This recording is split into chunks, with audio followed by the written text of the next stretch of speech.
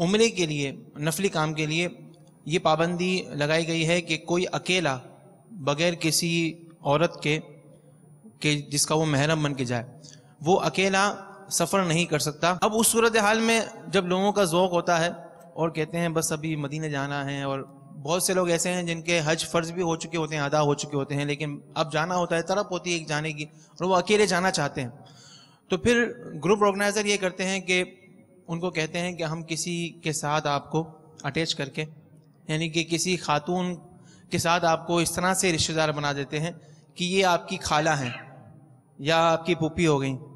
تو وہ اب بعض ایسے ہوتے ہیں، گروپ کے اندر بھی ایسا ہوتا ہے کہ وہ لے جاتے ہیں۔ کاروان والا اگر یہ کام کرتا ہے کہ وہ اس کو کسی بھی طور پر بھیج دیتا ہے تو اس کے لیے کیا حکم ہوگا؟ یہ ظاہر ہے کہ جھوٹ اور دھوکہ تو ہے، سامنے ہی ہے نا، آپ خود اپنے ضمیر سے پوچھیں۔ میں اب کاروان والوں سے سوال کرتا ہوں۔ ایک شخص آیا کہ میں نے مدینے جانا ہے، مدینہ بہت یاد آ رہا ہے، محرم نہیں ہے میرے ساتھ، اے یار کیسا عاشق ہے، چل بھائی یہ فلاں کی بہن ہے، اس کو میں تمہاری بہن بنا دیتا ہوں، ٹھیک ہے مدینے جا۔ اس سے کاروان والے جس نے یہ کیا اس نے کیوں کیا؟ پہلے تو یہ سوال ہے۔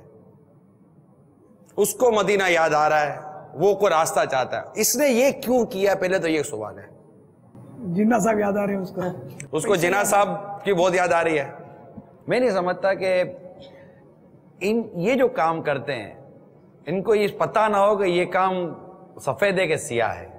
تقریباً دیکھیں اب آپس کی باتیں ہیں، ٹائم بھی اتنا ہو گیا نا، اور بہت دیر سے ہم لوگ بیٹھے ہوئے ہیں آپس میں، تو تھوڑی یوں کھل کر بھی بات ہو جائے تو کیا آ رہا ہے؟ اب کر رہے ہو وہ پتہ نہیں ہوتا کہ یار میں غلط کر رہا ہوں، لیکن میں نہیں کروں گا تو میرا دوسرا بھائی کر لے گا، کسٹمر چلا جائے گا، یہ ہے یا نہیں ہے؟ اس کا حل خوف خدا اور یہ اللہ تعالیٰ پر کامل بھروسہ کہ جتنا مقدر میں ہے اتنا ہی ملے گا، ایک ذرہ نہ زیادہ ملے گا نہ کم ملے گا۔ اس کے لیے کچھ آپ شرائط ایسے طے کر لیں جن میں یہ بھی ہو کہ کوئی کسی کی کاٹ نہ کرے، دوسرے گاہک نہ توڑے، یہ سب لکھ کر آپ دارالفتہ اہل سنت میں اپنا وفد بھیج دیں اور مل کر طے کر لیں کہ کون سی شرط صحیح ہے اور کون سی غلط ہے۔ یہ بھی تنقید ضروری ہوتی ہے، بعض شرائط ہی سرے سے غلط ہوتی ہیں، تو یہ طے کر کے پھر دیانت داری سے اس پر عمل کریں گے تو انشاءاللہ عز و جل بہت بہتری آئے گی۔ ورنہ یہ کہ آپ اگر وہ اس کو محرم اور نامحرم والا مسئلہ حل نہیں کریں گے تو میرا بھائی دوسرا کر دے گا۔ ذہن بنا لو کہ ہم نے اپنے پورے کام کو دارالفتہ اہل سنت میں جا کر اس کی ایک اسکیننگ کرانی ہے، وہ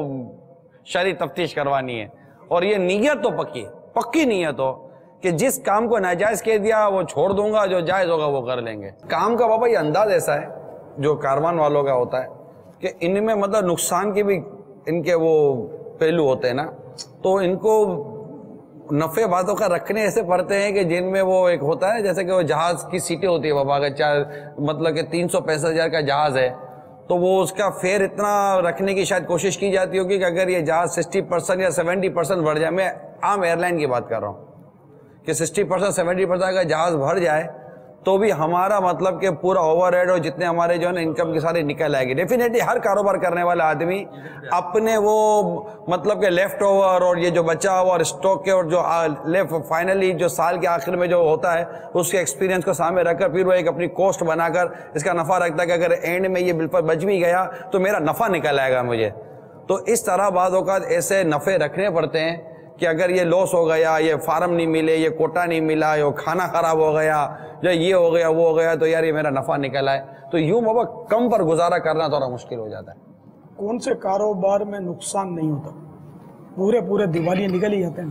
آپ مخلص تو بنو، شرط تو اخلاص ہے نا، اخلاص ہوگا تو انشاءاللہ سارے راستے نکل آئیں گے۔